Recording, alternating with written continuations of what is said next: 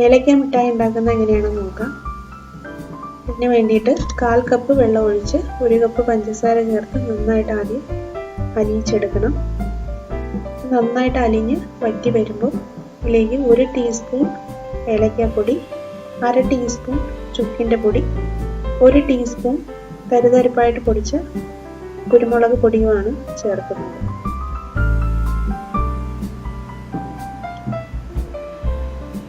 പഞ്ചസാര സിറപ്പ് നന്നായിട്ട് വറ്റി വന്നിട്ടുണ്ട്. നല്ല കുറുകി വരുമ്പോൾ ഇതിലേക്ക് 1 ടീസ്പൂൺ ഏലക്കാപ്പൊടി, 1/2 ടീസ്പൂൺ ചുക്കിൻ്റെ പൊടി, 1 ടീസ്പൂൺ തരിതരിപ്പായിട്ട് പൊടിച്ച കുരുമുളക് പൊടിയും ചേർത്ത് നന്നായിട്ട് മിക്സ് ചെയ്തെടുക്കാം.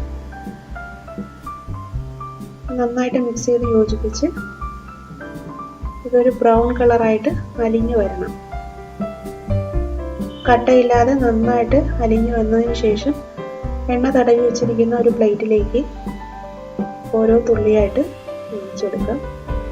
തണുത്തതിന് ശേഷം ഇളക്കിയെടുക്കാം.